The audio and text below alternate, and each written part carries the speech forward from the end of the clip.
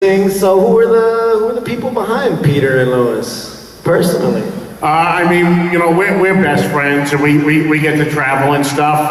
We have a real life Meg that floats around sometimes. Unfortunately, we have our little amalgam of Stewie and Brian here.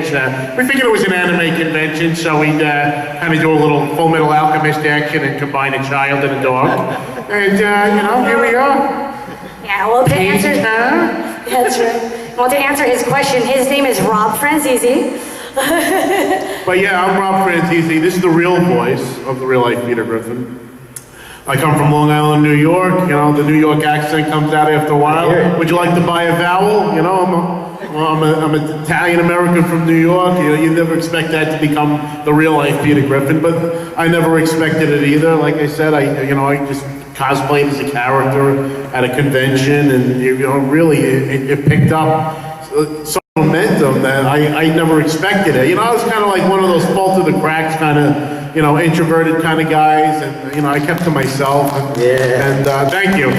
Yes, introverts. Clap for the introverts. She's my favorite. But you know, nobody was more surprised about this whole thing than me, and it took me a long time to realize just how much it meant to people that, you know, what I do with the videos that I make, and I get messages all the time telling me that, like, you know, I was having a rough day and I watched one of your videos and it really changed my day, and that's honestly why I continue to do it. You know, I mean, the traveling and, you know, sometimes the pay is great, don't get me wrong, but the fact that I'm able to spread a little sunshine in this world and kind of empath off some of that joy is what keeps me going. Yeah, it's really sweet. Like he was saying about being an empath, like being an introvert and an extrovert, it's really nice to be somebody else sometimes. I'm absolutely an extrovert, but being an empath, you get to really absorb the joy that you bring. And in a world that's, you know, kind of dark these days, especially with the pandemic and everything, just being able to bring that light back into the world through real life cartooning is just a dream come true, and it's truly an honor. Well, we all definitely enjoyed it, especially with Reborn having you back, and all the other clips that we've seen throughout, and hopefully anybody here has been keeping up as well. So that's great. I mean, that's great that you guys took it, the cartoon, and incorporated it into your real life. And like you said, I can definitely hear the accent. Oh yeah, it's way better playing like a 50-something-year-old mother than like a 16-year-old anime high school kid. You know what I mean? Yeah, because then at that point your voice has to tell. You grow into the role over time. I certainly did.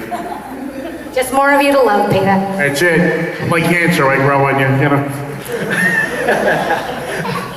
And so apparently you seem to be Family Guy fans as well. You've really enjoyed the show, and I'm assuming because of its dark humor and oh yeah, I love it's my favorite flavor of humor. You know, witty comebacks, and then all these great punchlines. Yeah, it's absolutely an adult show. Yes. Like there are cartoons, and everyone assumes that cartoons are, you know, for kids, but that's absolutely a cartoon for adults. Yes. And it's nice to be an adult playing an adult, but it can get confusing when you work conventions like this where the kids are all around and you're just like, wow, Lois has actually done a adult movie and I have not. So it's like, let's get real with the character. She's a little more wild than me. I mean, I wish I was a Peter Schmidt for sure. I wish it was a Peter Schmidt too.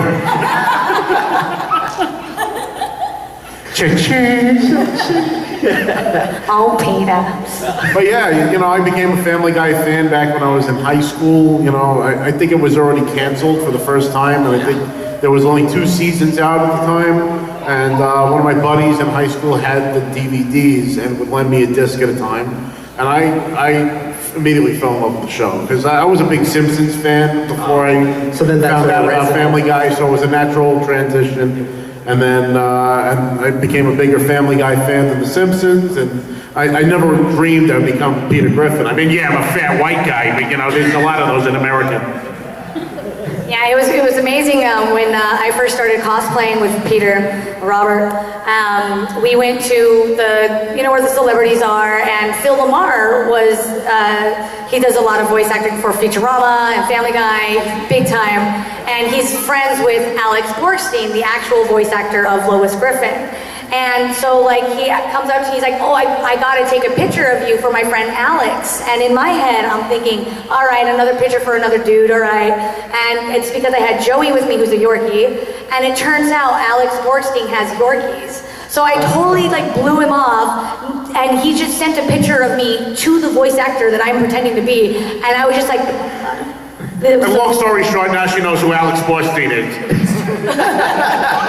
Yeah, and I'm buddies with Phil Lamar now, because I'm an idiot. Yeah, Phil's the man. If you ever got to meet him, he's a really nice guy. He's absolutely amazing. We all have our moments. And as for the little pup, how did you come about to having him as a part of the family? So yeah, his name is Joey. He's the real life Lois's pepperoni, but he has 2 Christmases. We share him. But he's a good boy, and he's 13 years old, teacup Yorkie, and she likes to call him a New Yorkie because we're from New York. And he's great with the cosplay and stuff, and he has a neat little trick with Batman dog. Oh yeah, he's dating Batman. He's a show dog for sure. I mean, he's got more Instagram followers than most people, so. Yeah, he blocked me. He's living it up. But he was born for the spotlight. He loves the attention, and he's a good boy. I mean, I've never met a pet that he's like having a pet on easy mode. Really, like he's just good as gold, and he doesn't poop that much. So. He seems very, very calm. I mean, then again, for 13. I mean, I'm a living pillow, so I understand. Rest on my titties, Joey. There it is. Yeah, he's named after my great uncle who worked for Al Capone in Chicago, Joey Doves. Oh man. So as for like